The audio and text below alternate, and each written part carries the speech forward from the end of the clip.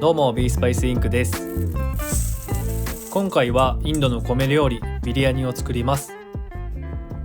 ビリヤニは最近徐々に知名度を上げてきていて、日本では松茸ご飯とパエリアと並んで三大炊き込みご飯として言われることもあります。松茸ご飯とパエリアって最高に美味しいですよね。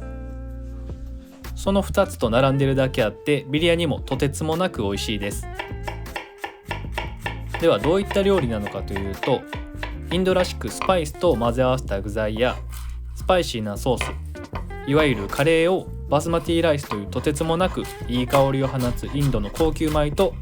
一緒に炊き込む料理です。今回はそのビリヤニを基本的なスパイス4つと一番王道の鶏肉を使って作ります。またビリヤニには大きく分けて3つの作り方があるのですが、今回はパッキ式というカレーを先に作っておいて半茹でにした米を上下重ねて層のようにして炊く調理法で作ります。では調理ですが、まずはバスマティライスを浸水させておきます。その間にカレー作りを進めます。フライパンに油をひいてクミンを加え弱火でじっくり香りを引き出したら、薄切りにしておいた玉ねぎを加えます。玉ねぎは今回赤いものを使ってますが、普通の白いやつでも大丈夫です。玉ねぎ全体に油を回したら広げて、あまり触らずに焼き目をつけるようにして加熱します。途中焦げそうになってきたら少量の水を加えます。それを繰り返して玉ねぎが飴色になってきたら、すりおろしたニンニクと生姜を加えて加熱します。その後トマト缶を加えてトマトの水分がしっかりとなくなるまで加熱していきます。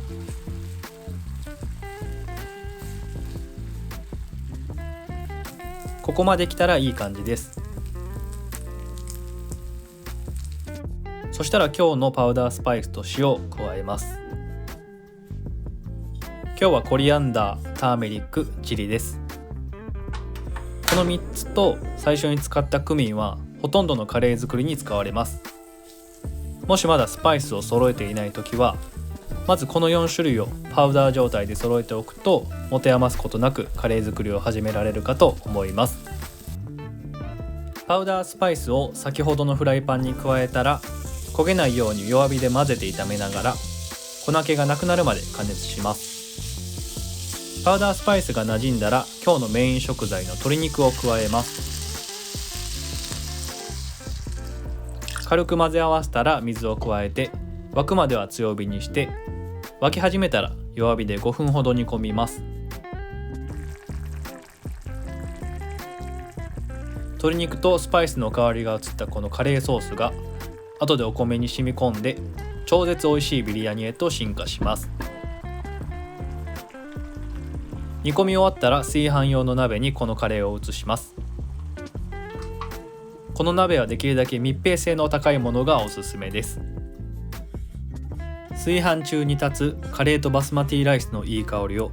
絶対に逃がすかという気持ちが大事です。層にしやすいように全体を慣らしたら、カレーは一旦これで置いておきます。調理するときに最初からこの炊飯用の鍋でカレー作りをしてももちろん大丈夫です。では次は浸水しておいたバスマティライスを茹でていきます。炊飯する前にお米を茹でておくって結構特徴的ですよね。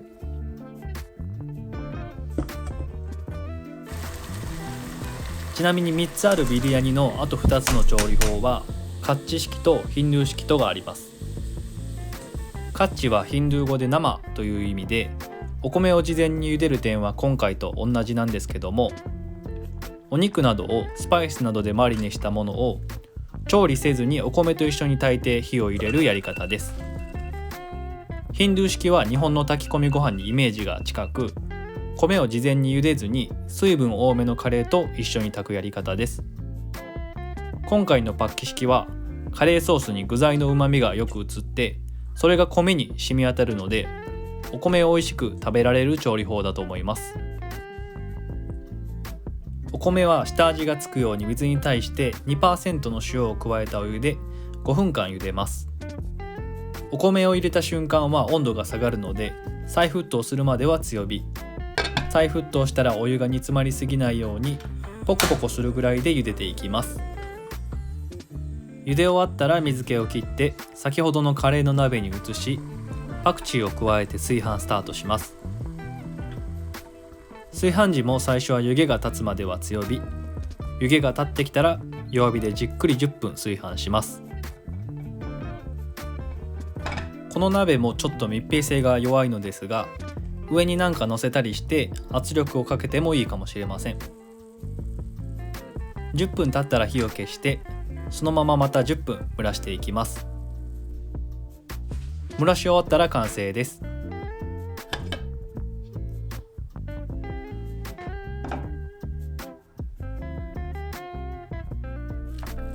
底の方から大雑把に混ぜていきます。多少白いところが残ってムラがあるぐらいで大丈夫です。混ぜられたら完成なのでお皿に盛っていきます。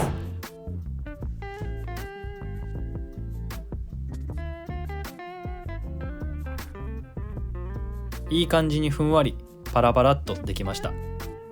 美味しそう。香りもたまりません。仕上げにパクチーと玉ねぎとブラックペッパーをあしらって完成です。もしあれば無糖のヨーグルトを塩で味付けしたソースなんかもよく合うのでおすすめです。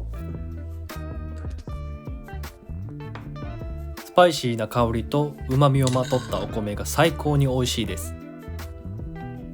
うるち米と違ってお米も軽やかなのでどんどん食べてしまいます。一応材料を2人前っていう風にしてるんですけども、あっという間に胃袋に吸い込まれるので、余裕で一人でも食べられちゃうのがビリヤニの不思議な力です。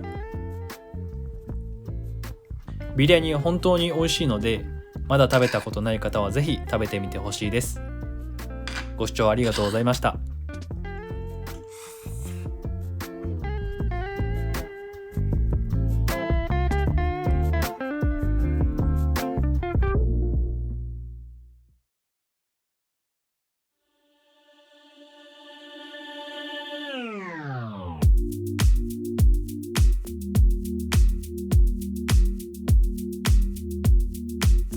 Baby bird, fry straight off the nest like